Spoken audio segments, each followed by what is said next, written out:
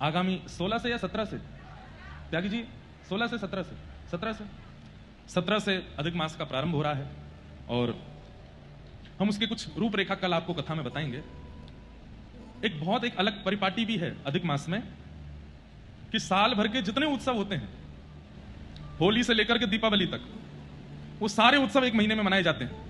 अभी आप वृंदावन में श्री राधा वल्लभ जी में, संभवतः राधा वल्लभ जी में, नाथ द्वार में श्रीनाथ जी में, कई जगह की परिपाटी में एक महीने के अंदर सारे उत्सव होंगे।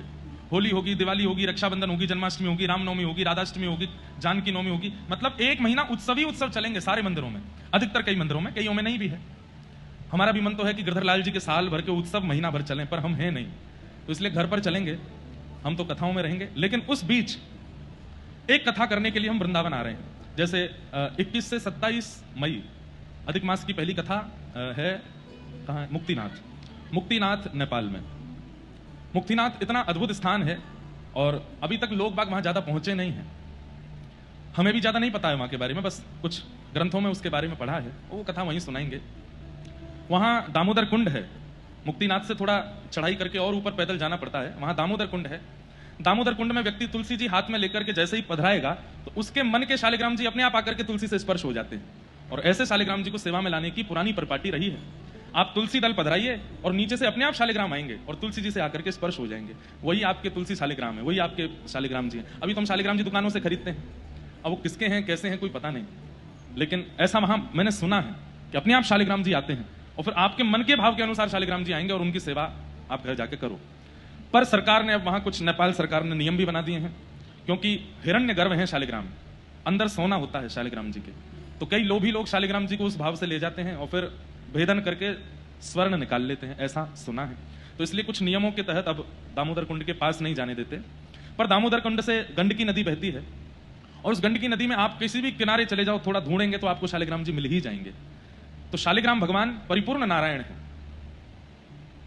मूर्ति पूजा, ठाकुर जी की सेवा और उनके विग्रह की सेवा, ये तो द्वापर में और द्वापर के अंत के बाद कलयुग में प्रारंभ हुई। पर प्राचीन काल में ठाकुर जी की शालिग्राम रूप की सेवा का ही विधान सब जगह रहा। पर लोगों का ऐसा भाव नहीं बन पाता है क्योंकि आंख नाक कुछ ऐसा दिखता नहीं, तो इसलिए फिर ठाकुर जी के विग्रह की सेवा प्रारंभ हो गई। लेकिन विग्रह में प्राण प्रतिष्ठा करनी पड़ती है और वो भी कुछ ऐसा नियम है कि इससे बड़े अगर विग्रह हो तो उनकी प्राण प्रतिष्ठा अनिवार्य होती है। लेकिन शालिग्राम भगवान की प्राण प्रतिष्ठा की अनिवार्यता नहीं होती, वो साक्षात नारायण ही है, साक्षात ठाकुर जी हैं। तो उनकी प्राकट्य स्थली एकमात्र मुक्तिनाथ धाम है, वहीं दामोदर कुंड से प्रकट होते हैं। अधिक मास है, अधिक मास में एक क्रिया अधिक हो जाती है, 1000 गुना ज्यादा, लाख गुना ज्यादा अधिक हो जाती है। और हमारे श्री वैष्णव परंपरा में 108 दिव्य देश हैं। 108 दिव्य देशों में से 2 दिव्य देश के लिए तो प्राण त्यागने पड़ेंगे, वैकुंठ मुक्ति आदि के लिए, पर 106 दिव्य देशों का दर्शन भारत में होता है। उन 6 दिव्य देशों में से एक दिव्य देश मुक्तिनाथ है। दूसरा अष्टभू वैकुंठ, पृथ्वी के 8 वैकुंठ बताए गए हैं, उनमें से उत्तर भारत का एक वैकुंठ मुक्तिनाथ है। तो वहां कथा है।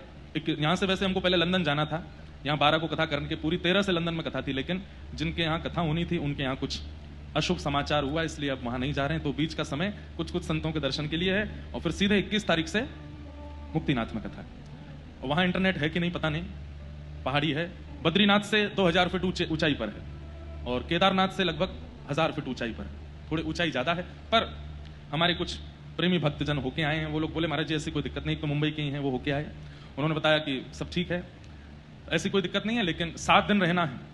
तो नेपाल गवर्नमेंट का ऐसा कहना है कि जो भी लोग आवे वो 1 दिन पहले पोखरा में जरूर रुकें, क्योंकि नेपाल अधिकतर पहाड़ पर ही है, ऊंचाई पर ही है। तो वहां थोड़ा अपने आप को ढाल लें, उसके बाद मुक्तिनाथ 20 तारीख को पहुंच जाएं। हमारे साथ सीमित लोग ही जा रहे हैं, 150 लोगों से ज्यादा हमने अनुमति, मतलब नेपाल के लोकल लोग बहुत आ रहे हैं, पर हमने 150 से ज्यादा लोगों की व्यवस्था वहां रखी नहीं है। उसके ऊपर जो आ रहे हैं वो अपनी व्यवस्था से रुक रहे हैं। तो इस प्रकार से वहां जाना हो रहा है, वहां जाएंगे। ऐसा सुनने में भी आया है कि वहां जो ठाकुर जी विराजमान हैं उनमें भी कई विवाद है। बुद्ध धर्म विलंबी मानव का, उनका ऐसा मानना है कि वो बुद्ध हैं, पर वैष्णवों का ऐसा मानना है कि वो नारायण है। और ये पुराना ऐसा रहा ही है। बद्रीनाथ में भी किसी समय पर ये था, क्योंकि ध्यान मुद्रा में जहां भी स्वरूप है तो वहां ऐसा उनका मानना होता है कि ये बुद्ध ही है, पर फिर हमारे आचार्य उसको किसी ना किसी प्रकार से सिद्ध करते हैं कि नहीं वो नारायण है। तो ऐसा अभी भी वहां थोड़ा बहुत है, लेकिन हमको तो बस ठाकुर जी का और धाम का दर्शन करना है, वहां कथा सुनानी है। अपने जीवन की पहली कथा करने जा रहे हैं वहां पर। तो आप सब लोग जो पहुंचने की सामर्थ्य रखते हो वो पहुंच जाना। 2 रास्ते हैं, बंबई से काठमांडू। काठमांडू से बाय रोड पोखरा जाओगे तो करीब 10 घंटे लगेंगे, पर काठमांडू से एक हवाई जहाज और जाता है छोटा, पोखरा। पोखरा पहुंच करके फिर वहां से बाय रोड करीब 5-6 घंटे लगेंगे, आप मुक्तिनाथ पहुंच जाओगे। दूसरा रास्ता बाय रोड का है, यहां से लखनऊ जाओ, लखनऊ से बाय रोड नेपाल बॉर्डर में प्रवेश करो और फिर लगभग वो 24 घंटे आनंद करते हुए, खाते पीते नाचते गाते हुए मुक्तिनाथ पहुंच जाओ। पर थोड़ा सा कठिन तो है, लेकिन हम लोगों को कठिन करने में ही आनंद आता है। अभी तो मुक्तिनाथ जा रहे हैं, बहुत जल्दी भागवत की कथा मानसरोवर में भी होगी, कैलाश मानसरोवर, और वहां तो हम साईं को ले जाएंगे साथ में। हाँ, इनको हम लेके जाएंगे, वहां भी सीमित लोग ही जाएंगे। पर बंधु आपको पता है कैलाश मानसरोवर वो क्या है? शिवलोक है। वहां जाने वाला व्यक्ति अगर 1 महीना रुक जाए ना तो लौट करके आएगा तो कम से कम 10 साल बड़ा लगने लगेगा, क्योंकि वहां समय गति बहुत तीव्र गति से चलती है। शिवलोक है, साक्षात शिव जी का लोक है। इसलिए ये मुक्तिनाथ है, बद्रीनाथ है, कैलाश मानसरोवर है, यहां पर बहुत देर रुक पाना हम लोगों के लिए असंभव क्यों होता है? क्योंकि वो हमारे लिए है नहीं। ठाकुर जी ने अधिकार दिया, आओ थोड़े बहुत दिन रहो, जाओ, पर हम बहुत ज्यादा रहने का वहां प्रयास करते हैं, तो वो पृथ्वी लोक नहीं है, वो पृथ्वी लोक से परे है। वहां का आचार विचार, हाव भाव बहुत अच्छा लगता है वहां पर बहुत ज्यादा रुकने का प्रयास करोगे तो थोड़ा अबनॉर्मल जैसा हो जाता है, इसलिए वापस आना पड़ता है। लेकिन कई लोग जो नाम जापक होते हैं, साधक होते हैं, भक्ति भाव वाले होते हैं, वो रुक जाते हैं, क्योंकि वो तो इस लोक में रहते हुए भी दूसरे पर्यावरण में हो जाते हैं ना, इसलिए वहां का पर्यावरण उनको परेशान नहीं करता, उनको अनुकूल लगता है। भूख थोड़ी कम हो जाती है, निद्रा थोड़ी कम हो जाती है, और बोलने का मन कम होता है, सांस भूलने लग जाती है, तो बहुत कुछ। अब जो लोग यहीं ऐसे रहते हैं, कम खाते हैं, कम सोते हैं, कम बोलते हैं, उन लोगों को वहां दिक्कत भी नहीं होती। तो मुक्तिनाथ धाम में कथा है। मुक्तिनाथ से आने के बाद फिर हमारे भारत का एक अजूबा है, और व्रजमंडल की सीमा पर है आगरा, वहां भागवत की कथा है। संभवतः 1 तारीख से है, अब मेरे को डेट नहीं पता होती है, 3 से